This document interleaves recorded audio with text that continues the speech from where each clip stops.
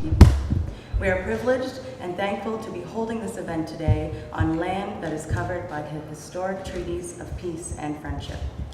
I would also like to acknowledge the existence of people of African descent in Nova Scotia for over 400 years. May we honor and offer gratitude to the ancestors who came before us to this land and the commitment to not let this history be lost. On behalf of Executive Director Russell Gross and Board Chair Brenda Francis, I welcome you to the Black Cultural Center for Nova Scotia. The center was established in 1983 as a provincial museum dedicated to the remarkable stories of people of African descent that have made Nova Scotia home. The center has a mandate to protect, preserve, and promote a unique part of Canada's history to celebrate the genesis of Black existence in this country. I will now turn the program over to tonight's MCs. Have a wonderful evening.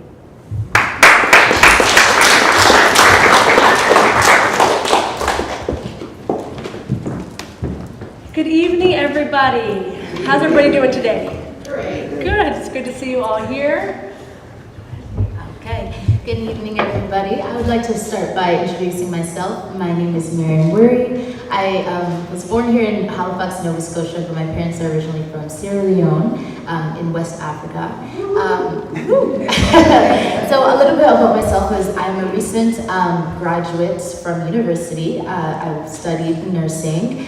I say that while my time was there, I was the only Black student admitted at the time. And while I saw that as a huge honor and something to make sure that our people were proud of, I think before leaving it was more important that I made sure there was more of us in the program at the time. So I say that was one of my main focuses, leaving and just making sure there was a safer space for our students to come into when they're entering these professions. Yes, so thank you so much. I'm going to turn it over to my partner to give a little brief about myself. Oh, I love hearing that. I say the young people, but I'm still young. But it's amazing to hear the power in you and all the things that you stand for. So as most of you know, hopefully, I am Sam Reid. It feels good to be back home. So I'm working at the Nova Scotia Human Rights Commission now as the African Nova Scotian Liaison Education Officer.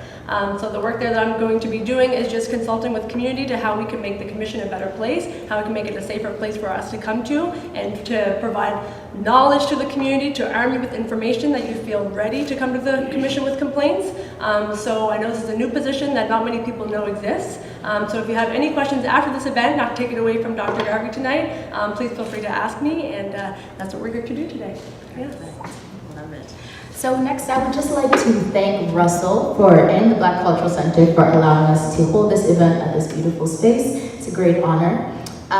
We'd like to also apologize for the late start. That's my fault. We want to thank you guys all for being so patient and still being here with us today. So next, what we are going to be doing is we are going to stand for the singing of O Canada and lift every voice. I'd like to bring Ariana Williams to the stage, and just before that, I'd like to read a little bio about her. So Ariana Willis is a singer-songwriter who adds her love of creative writing to her sound. Since her early days of singing in her community church in North Preston, she has grown into a neo-soul artist, exploring elements of various genres such as jazz, soul, R&B, and acoustic music. Her vocal power has been so cultivated by her experiences in various artistic ventures, ranging from her solo performances to musical theater production. Ariana is excited to create and share music that listeners can relate to and bring life to her experiences in a creative way. Please welcome Ariana Willis.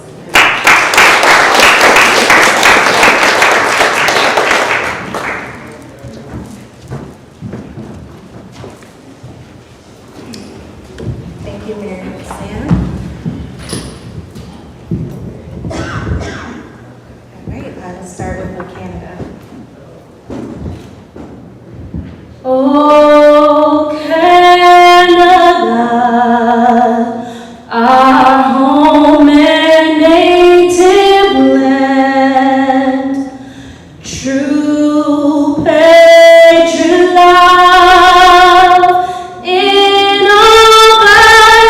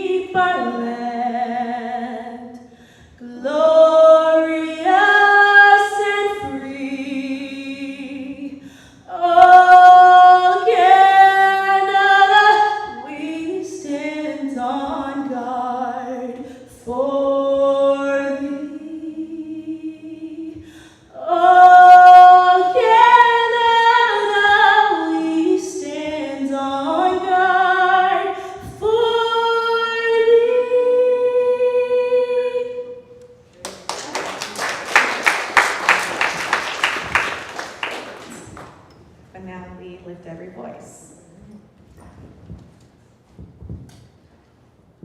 Lift every voice and sing till earth and heaven ring, ring with the harmonies of liberty. Let our rejoicing rise high as the listening skies. Let it resound loud as the rolling sea.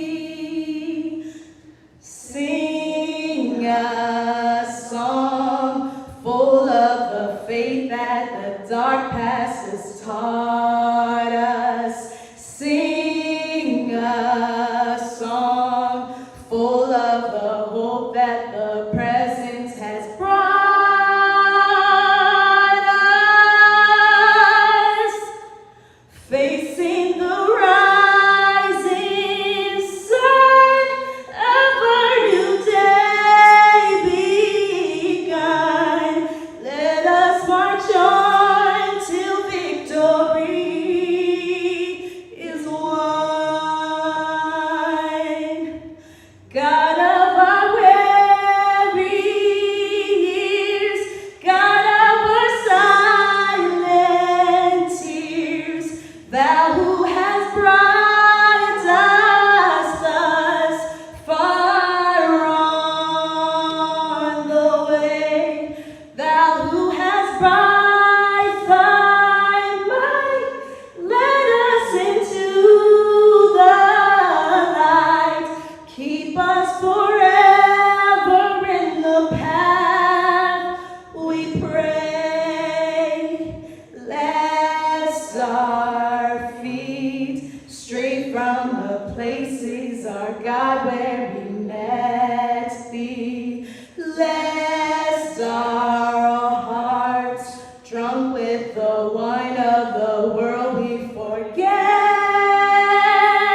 thee. Shadow beneath thy hand, may we forever stand. True to our God, true to our native land. Thank you.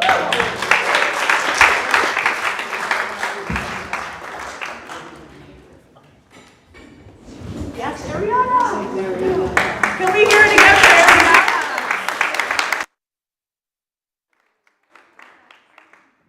I just have to say, Ariana, it is an honor to see you performing and singing these anthems at all these events. You sound amazing. I sang with you like a couple of years ago. It feels like a couple of years, but it was probably 6 years ago. And you're just doing amazing. So actually, let's hear it again. Ariana, if I could clap 10,000 times for you, I would. I've known Ariana for a while, but every single time I hear her sing, I get goosebumps every time. So, like, amazing. Keep going. Okay, so now we would just like to acknowledge that Dr. and Mrs. Garvey is in the room with us. Could we give a round of applause?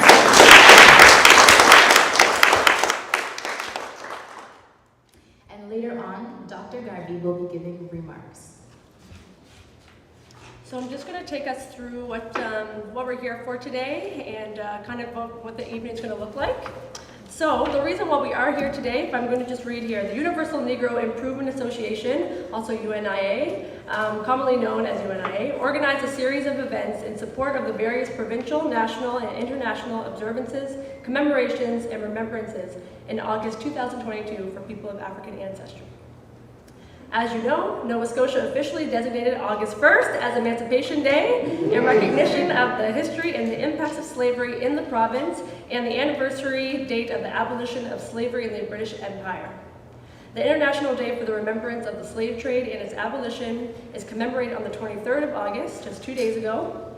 The 23rd is an opportunity for collective recognition and focus on the historic causes, the methods, and the consequences of slavery. Whereas the International Day for the People of African Descent is celebrated on August 31st, through this observance, the United Nations aims to promote the extraordinary contributions of the African diaspora around the world and to eliminate all forms of discrimination against people of African descent. Added to these important dates is, of course, August 17th, honoring the birth date of Marcus Garvey, the founder of more than 600 UNIA branches in the late 1920s. The UNIA's contribution to this month is to invite Dr. Julius Garvey, the son of Marcus Garvey, of course, to Nova Scotia.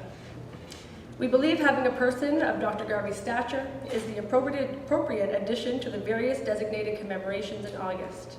The UNIA wants to do its part to increase the knowledge and understanding about African Nova Scotians to the general public.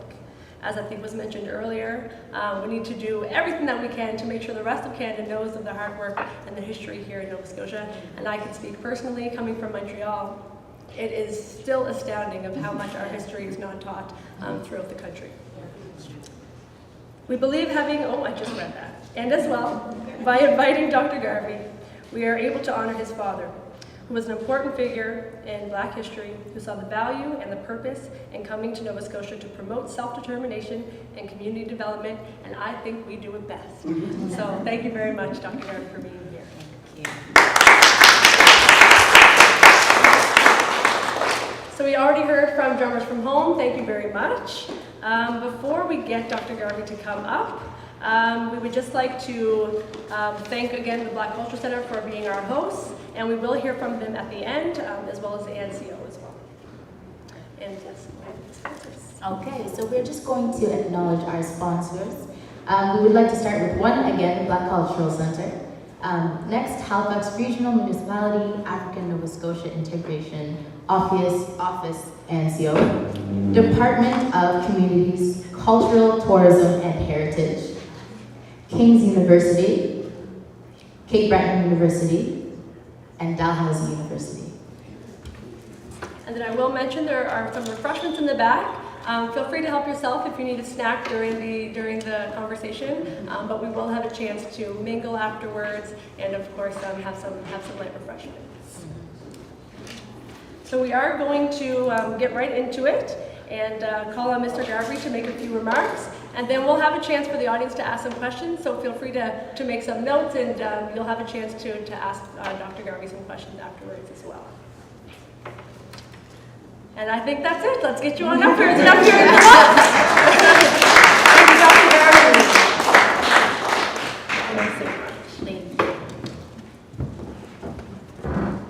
Garvey. Good evening, everyone.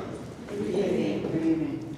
It's very good to be here in Canada, in Halifax, in this center. It's my second time here, and it's an outstanding space.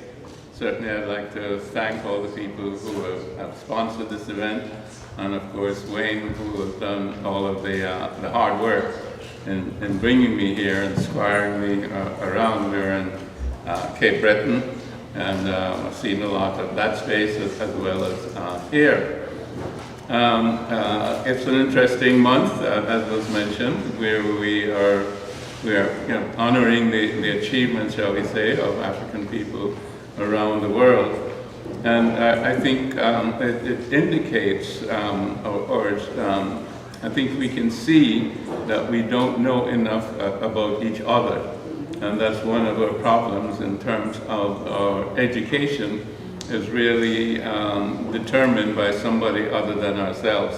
We know that we've been written out of history over time, certainly since the 17th century. And it's important for us to rewrite our history, to tell our own stories, and to reach out. And certainly I think that the history of African Nova Scotians is something that's, I think you mentioned it, it's not even known across Canada, so to speak. And of course you have the most interesting history in terms of Afro-descendants in Canada, because you have this sort of tripartite relationship between Africans from the United States, Africans from the Caribbean, certainly from Jamaica, the Jamaican Maroons, and then the relationship with Sierra Leone. And I think that's significant, because it's like a microcosm of the fact that we're a diaspora, and it's a diaspora that's linked with the continent.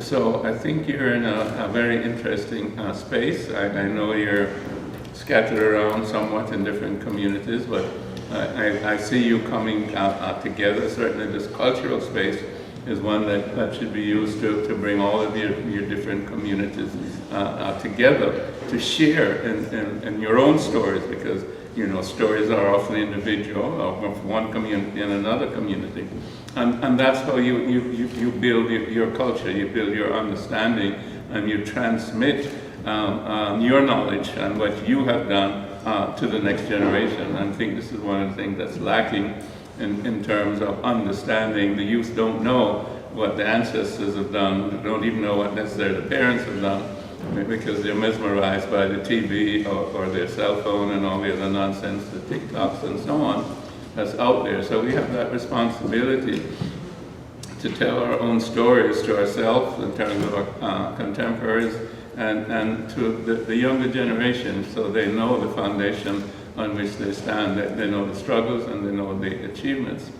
I think also something that I wouldn't say is lacking, but as we progress, we need to link up with each other, and certainly that was the message of my dad way back in 1914 when he created the Universal Negro Improvement Association and African Communities League.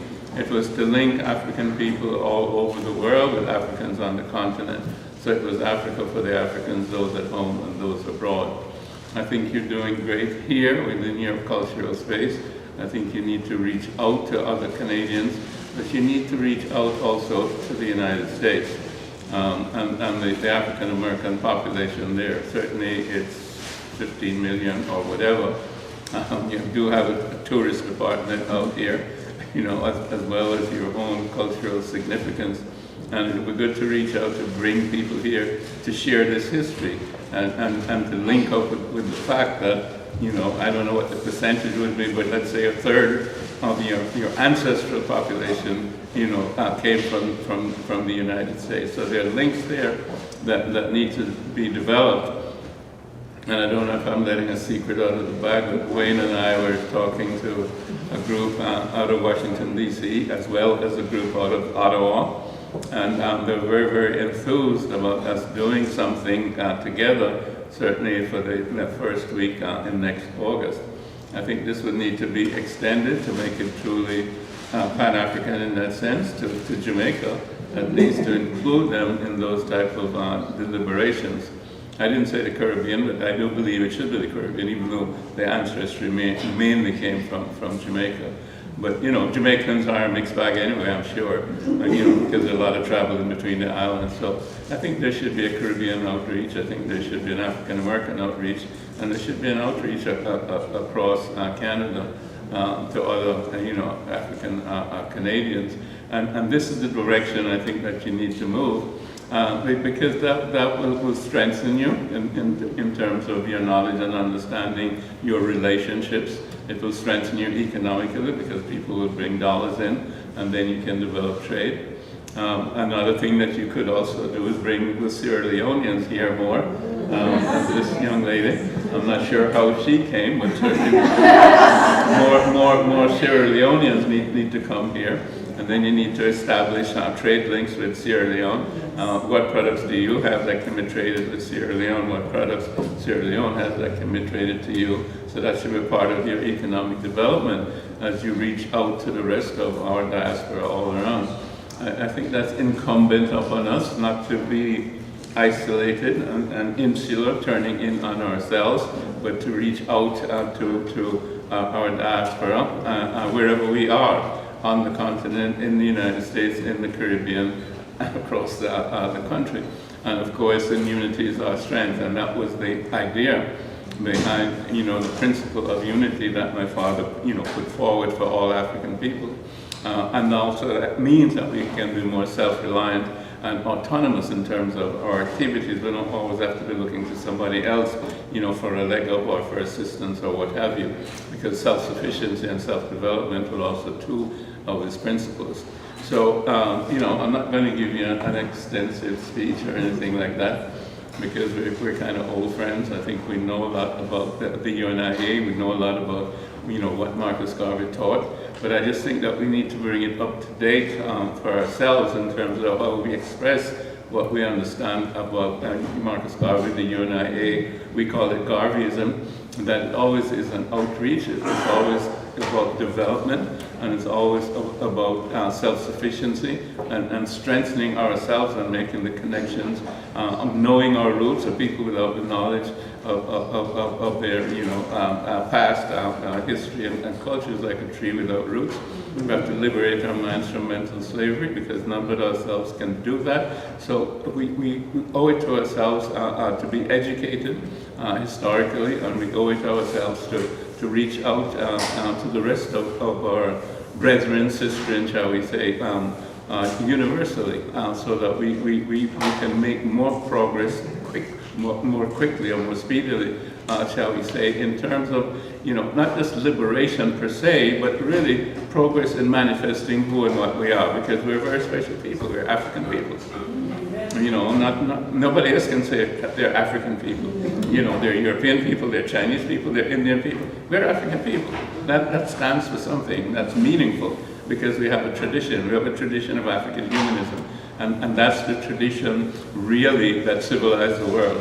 And that's the tradition that is going to be the next paradigm in terms of what is going to be happening universally. Because, everybody knows now that the world is a village.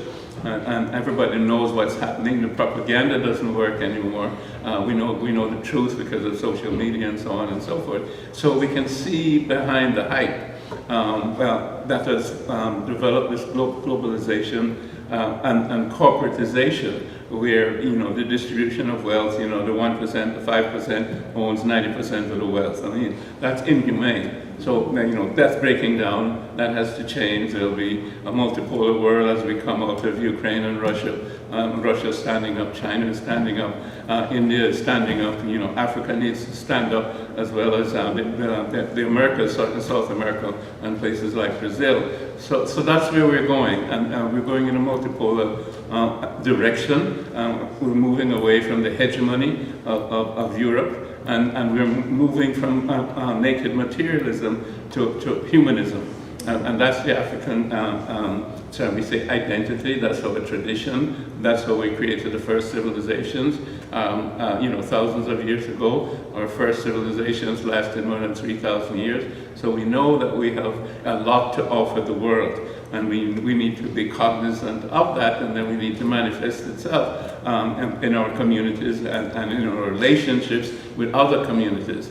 So that's the work that we have to do. It's individual work, it's collective work, and I'm proud to see, the space that you have here. I'm proud to see the work that you're doing. I mean, Wayne is a real workhorse. He's doing so much to try to bring the different groups and communities together. So we have to go that next step now, where you reach out to other communities around you in terms of Canada, and south of the border in terms of the United States, and of course in Africa. So Africa for the Africans, those at home and those abroad. Thank you.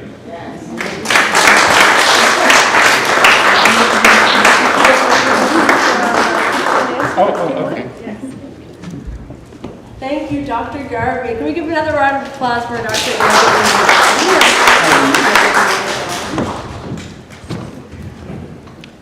So as promised, we are going to open it up for a Q&A. Short Q&A, sorry. A short Q&A. I was going to say I'll start off with the questions, but maybe I won't. So if anybody has questions in the audience, let's get right to it. Any hands? Don't be shy. It might be the moment. Okay, I am going to piggyback off something that you just said, Dr. Garvey, especially moving away from individuality and individualism and collective action. Can you describe Pan-Africanism in your words? Like, what does that mean to be a Pan-Africanist? Well, basically, it means Africa for the Africans, those at home and those abroad. That's an overarching statement, and in some sense describes it. But more than that, in terms of Africa as a geographic continent, what it's talking about is an African way of life, and I alluded to that a little bit when I was talking about African humanism. You know, as an African people, what we bring to the table is a full understanding of who we are as human beings, meaning that certainly ancestrally and before we were disturbed by slavery and colonialism, we understood that we were spiritual beings, you know, having a physical experience. And the mind was the intermediary between the spirit and the body. So we're spirit, we're mind, and we're body, which is different from a European system, so to speak, which thinks only of the body and the mind, and then outsources God to somewhere up there or out there, and outsources their spirituality to religion. Our spirituality has been a way of life. It's integrated into everything, and our rituals and so on are shall we say, emblematic of that, meaning that the individual matures by virtue of knowledge of himself or herself within the society. And I like the definition of society, of civilization, which is humanizing man within society. So if man does not become fully human, you can't say you have a civilization. So to me, Pan-Africanism then is to bring that to the fore in terms of you know, all of the systems that we use. By that I mean, if spirit is your source, then you must have order, you must have balance, you must have justice, you must have peace, you must have compassion. All of those things are part of spirit manifesting, and then that should manifest in the way in which you behave and in the systems that you have, the systems, the economic systems, the educational systems, you know, and the healthcare systems and so on. What we see in terms of how we've been socialized within the Western system, the European system, is a fragmentation of everything. Each thing is isolated. I mean, you go to university and, you know, there's the engineering faculty, there's the legal faculty, there's the arts faculty, the science faculty, and, you know, there's the biological and the botanical and the this and the that and that. And one side doesn't speak to the other side. So knowledge itself is fragmented. Yes. And therefore, you know, you have people running off and doing this thing, but they don't know anything about that thing. So they really don't understand source, how source created everything. So that's part of the falsity, shall we say, of the educational system that doesn't educate you in a holistic fashion. And it's the same thing with healthcare. It doesn't deal with you in a holistic fashion, meaning that mind dominates body. Our mind tells body what to do. So when body is sick, it's because mind is sick very often. But people don't see it that way in the Western allopathic system. They deal with the symptom. It's your gallbladder, or it's your liver, or it's your pancreas, or it's your lungs, your heart, or whatever it is, and we do bypasses, or we do bypass in the legs, and blah, blah, blah. But the system is not treated holistically. So again, it's that fragmentation, not understanding source, because source is spirit, and there's a big spirit that created all of us as little spirits, like, I think I've used this metaphor, you've heard it, the drop of water to the ocean, the drop of water into the ocean. So we manifest that, and we should manifest it not only personally, but in all of the systems of governance, you know, as I mentioned, systems of education, systems of healthcare, and definitely within our economic system that I mentioned, the disparity in terms of the wealthy and the poor is enormous. It's never been that way ever in the history of the world. So that's what Pan-Africanism means. It really means African humanism from my perspective. I'm not sure that everybody else understands that, and that's very debatable, because many Pan-Africanists have called themselves socialists and so on. Even somebody like Kwame Nkrumah, you know, was a disciple of Marcus Garvey. He talked about socialism. Well, socialism is somewhat close to what I'm talking about in terms of, you know, Pan-Africanism and African humanism, meaning that it's trying to even out the economic situation.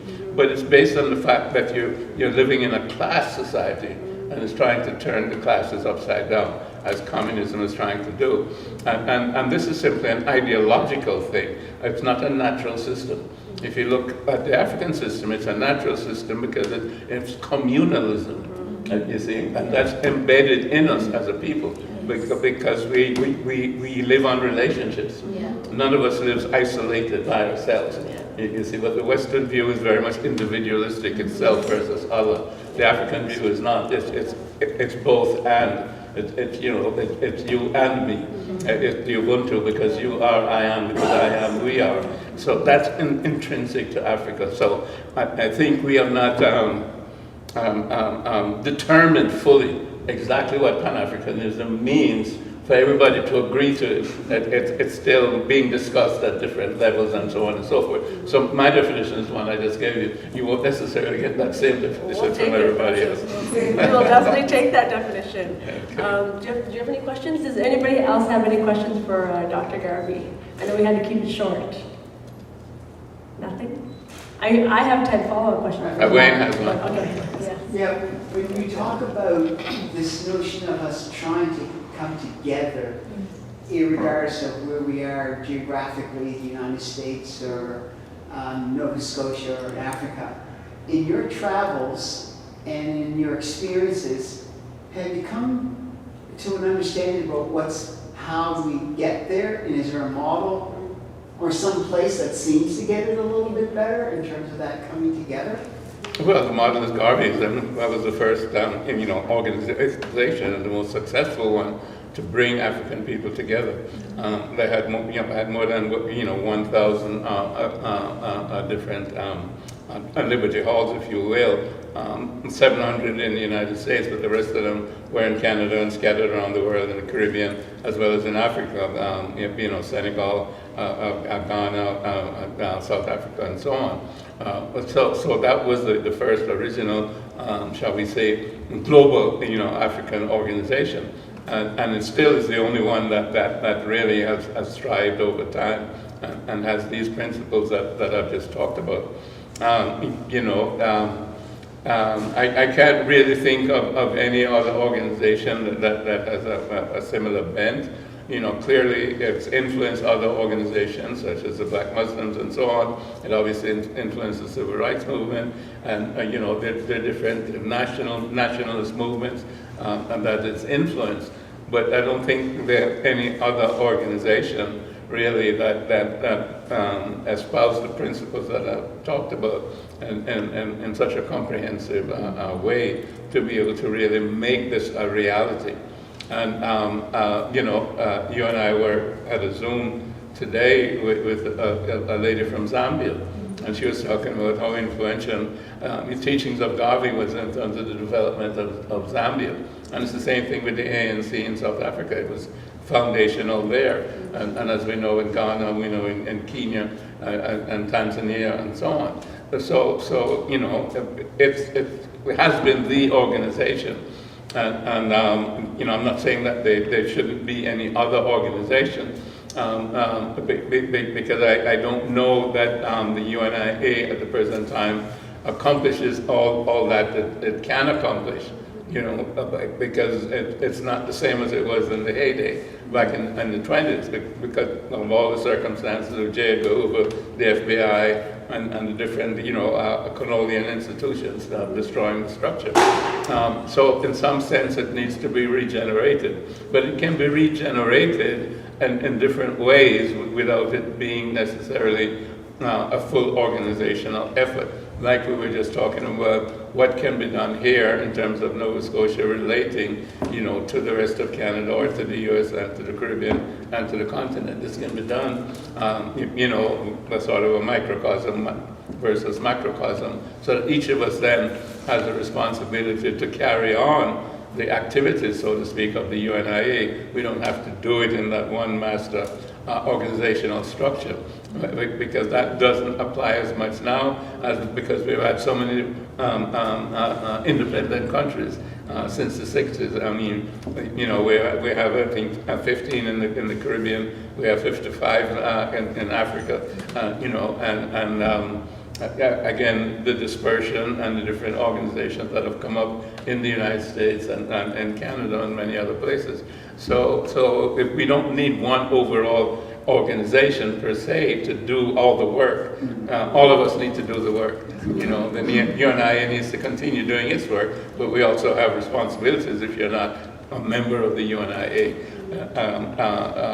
So that it's both individual, shall we say, as well as collective, in terms of our understanding of who we are, into what I just mentioned about in terms of our own traditions, our humanistic traditions, our spiritual traditions.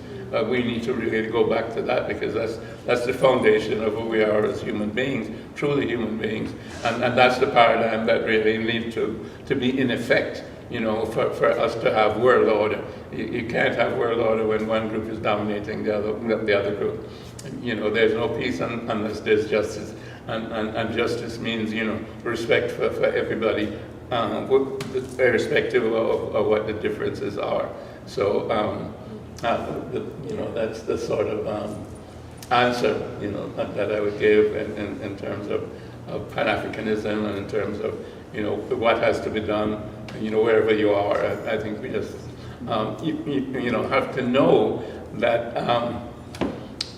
we have to create heaven on earth. You know, we have to create the blessed community. That's part of why we're here. And it's both individual and collective. We have to work on ourselves to understand ourselves, essentially, that we're spiritual human beings. We've been indoctrinated, and we've been programmed, but we have to deprogram ourselves and manifest who we truly are as human beings, and reach out to others, and, you know, in a similar manner, and help others to understand who they are, so they do that same internal work that we all have to do.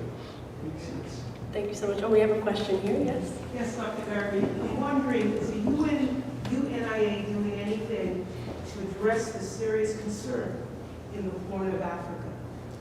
I don't know of anything specifically that's being done. Okay, because that is a real concern, and nobody's really talking about it, because there are the drought, the COVID, and all of the crisis. I mean, there's close to 16 million people there on the brink of starvation, and it's nobody's talking about it. And I believe it's a global problem, and so I'm thinking that, you know, as Black organizations, we should be looking at that and addressing it, and looking for ways that we can provide assistance to that area. Yeah, so, you know, it's fairly complicated. You know, you know, the problem is that it's a very strategic area. Yes. If you follow what has happened in Ethiopia, there was a civil war because of the Tigrayans in the north who used to rule Ethiopia, and they wanted to reclaim their dominance over the nation itself. And you know, unfortunately, it doesn't matter whether it's fortunate or unfortunate, but the West have supported the Tigrayans when they're the ones that have committed most of the atrocities. And I'm sure the United States would not encourage a civil war in its own territory. But here you have all this propaganda supporting the Tigrayans, which is absolutely total nonsense. So you have to understand the big picture before you get down to the reality of the starvation. You see, so once again, you see the hegemony that is behind the problems that we face. So that has created, you know, a significant loss of life over time, and it's still festering. It has not been solved. And then, you know, you have that being complicated, that Ethiopia is building the dam on the Nile waters, which is their right to do, because the Nile starts in their country as well as Uganda and Tanzania. But yet still the Egyptians are fighting against them, saying that they want the water, but it's not their water. But of course, Uncle Sam and so on and so forth supporting the Egyptians against the Africans, because they always want to keep us oppressed and depressed and take our resources. So all of those things, and then there's the port at Mombasa there in terms of Suez, and of course, you know, the Suez Canal is very, very strategic. And you know, so there are all kinds of factors that are behind that. You see, and you always find that when you have significant problems in Africa, it's a Western power that is behind the problems. Like, you know, France still colonizes more than 10, different West African countries and takes all their money. France has billions of gold stores in its vault, but they have no gold mines in France. It all comes from Africa. So these things continue and they fester. And it's not that nobody knows. People know, people talk about it, but it's very difficult to deal with. And this is why I'm focusing on, shall we say, Bush used to talk about the New World Order, but there is going to be a New World Order that's going to come out because they've pushed Russia too far, and the bear is fighting back. It's not knuckling down to NATO. So again, China is taking their side because the U.S. hegemony wants world hegemony. China has been a rising power, so they see China as a threat. India is a rising power, and these people now are no longer being deferent to the American power and to NATO. So, as NATO killed Gaddafi in Libya. He was a very strong Pan-Africanist. He wanted to use the gold there to create the African currency and so on, which would be gold-backed. And it would then fight against the US dollar in terms of its hegemony. So he had to go. So, we're not going to get into all of the international politics, but those are the things that are still hampering us. Yeah. Dr. Garvey, I've had the honor of hearing you speak 3 times now. I was joking that I was following you around. I think I'd be remiss not to. Well, I think you have the Ethiopian colors in your earrings. I was going to represent. But it's been different every time I've heard you speak and new information. And I'm just going to go back to a question that I asked you the first night about the leaders, how there's not necessarily a Marcus Garvey like there was in the past. But the more I hear you speak, I'm thinking that it is organizational. We have so many strong organizations, and it's been asked how can we come together. And I just want to ask again, maybe in closing, and I'll ask if we have any other questions. How can all these strong organizations that we have come together to make changes like in the continent? How can we, pull together our money from every organization on a percentage or something like what can we do? And I know DPAT is already doing a lot of work making sure that all these organizations are, speaking together. But what else? Yeah, what can we do in that sense?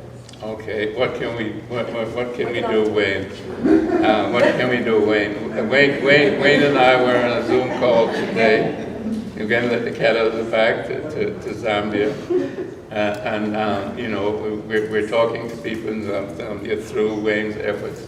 But there are development needs in Zambia. There's a new government there. I've heard good things about them. And Wayne has these significant contacts.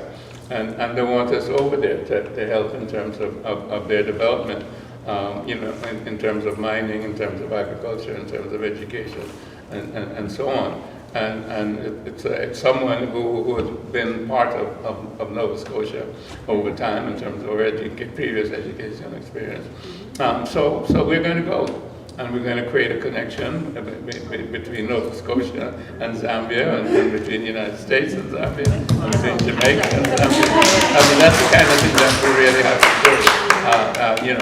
do. That's how the work continues. Bit by bit, place by place, piece by piece. We'll do something in Sierra Leone next.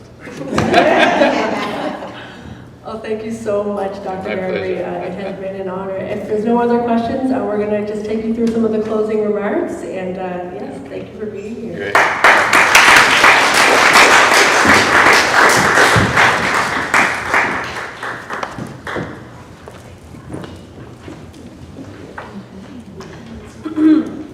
Excuse me. So I think we missed a few folks. We just wanted to give another shout out to Tamar and NCO for your support. And what else were we missing?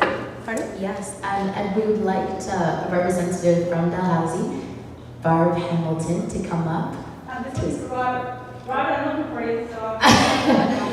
We're looking for you.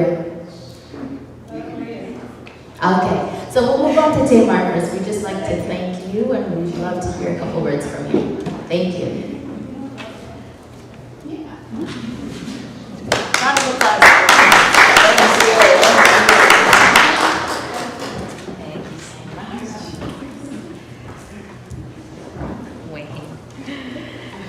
Good day, honored guests. My name is Tamar Pryor Brown. I'm Senior Advisor of African Nova Scotian Affairs Integration Office with Halifax Regional Municipality.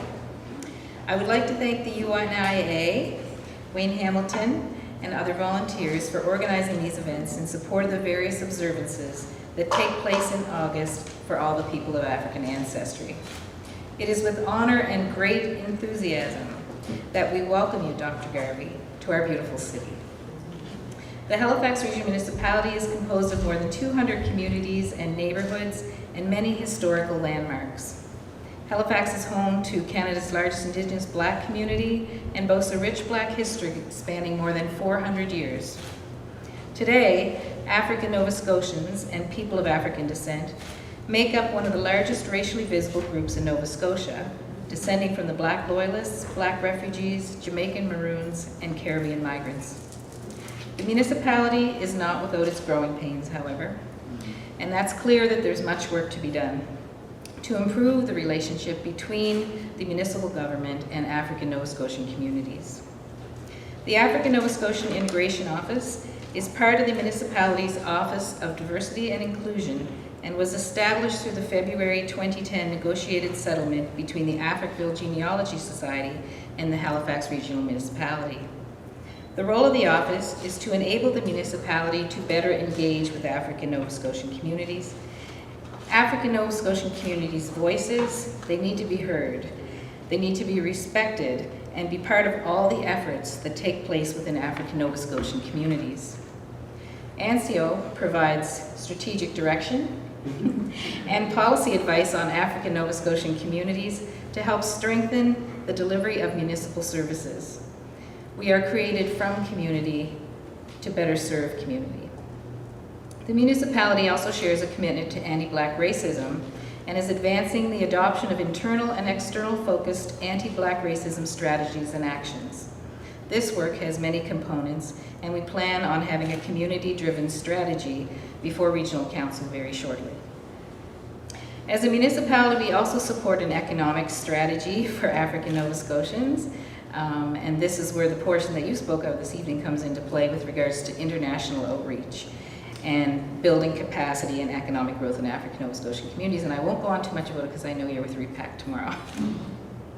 I talk about all this work to say that it comes down to working with community, looking at the shared historical realities, the lived experiences, and the present day reality of all folks who helped build Halifax and ultimately Nova Scotia.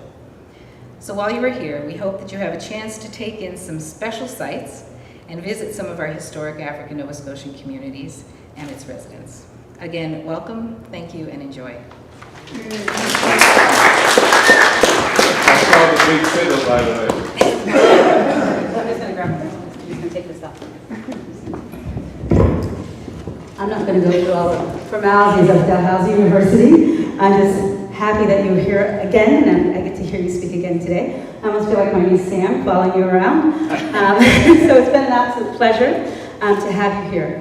So tonight I'm representing Dalhousie University and President Deep Saini and Frank Provost and Teresa Ray Vitale and myself as Dalhousie University. And we're very happy we have be part of this opportunity to bring you back to Nova Scotia.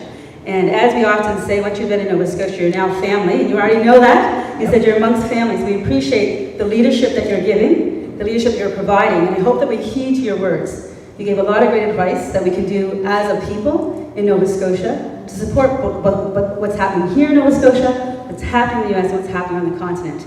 And I like your call to action as Africans, and we need to embrace that call. And I hope that we move forward in supporting it. And I appreciate Twyla's comment around what can we do in the Horn of Africa. And we can't do anything without thinking about Mother Africa. So I thank you for your words, your motivation, and I hope that you find rest over the next couple of days as we talk about how you've been going. You have to talk to Wayne. He's not giving me much rest. But we thank you for your time here, and we wish you safe travels as you return home. Okay, thank you very much.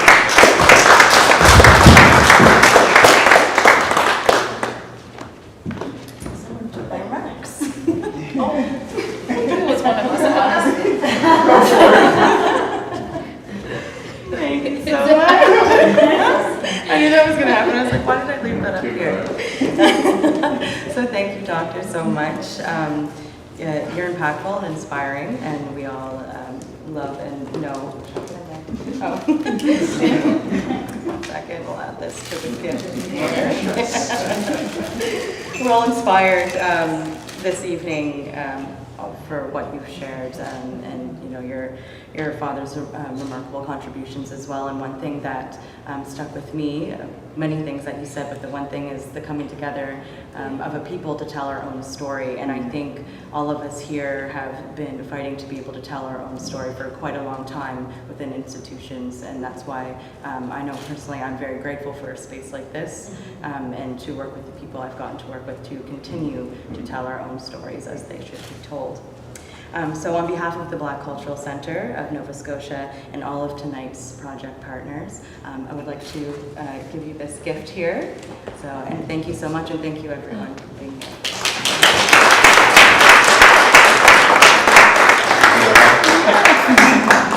Thank you so much. Thank you, and I have brought you card. And No, still have some more it's fun. okay. Wait until you feed me later.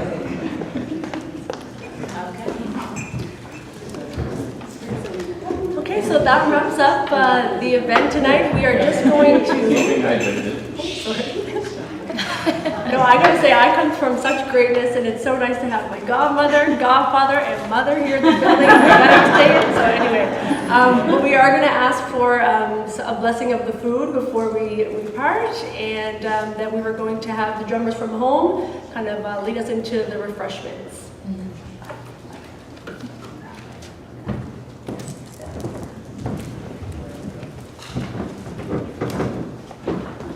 Good evening, everyone. Before I give blessing on the food, I'd like to make a couple of comments. That's right.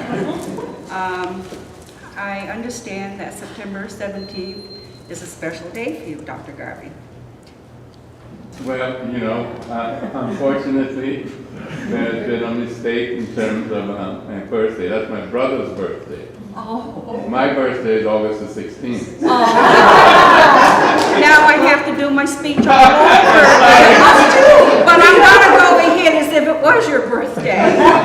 For a gentleman who I assumed was going to be 90, Mrs. Garvey, I'm not trying to get up in your Kool-Aid, but that's a nice, young looking man. She keeps me young.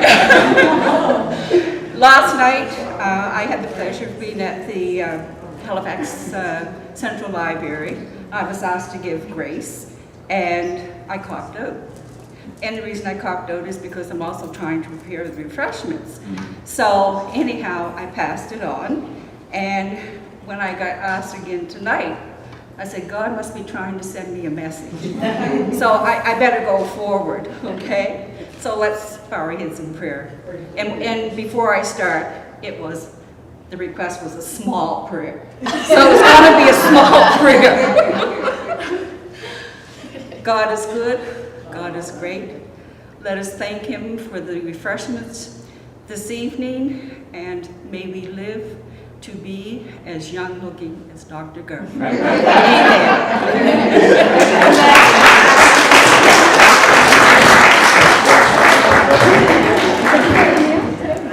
Amazing. Thank you. That was a good prayer. So again, I just want to say a big thank you to everyone for coming in. Again, Dr. Garvey, thank you. I would say that unlike Sam that's had the honor to hear you speak 3 times, this was my first time. And I would say I definitely am going to cherish this for a long time. I say the one thing that I'm going to take as a young youth is that if you want the tree to continue to grow, you got to water the roots. So I think me leaving, I'm getting emotional, but me leaving, I want to make sure that, you know, I'm knowledgeable, like taking that responsibility of being knowledgeable. And the next time we have something like this, I hope to see more youth faces here, because the work does start with us, and many drops of water makes a large ocean. So thank you so much. So now, of course, you know us, we gotta end with some African drumming. So they're gonna play, and as they do that, we can head over for some food. So thank you guys again.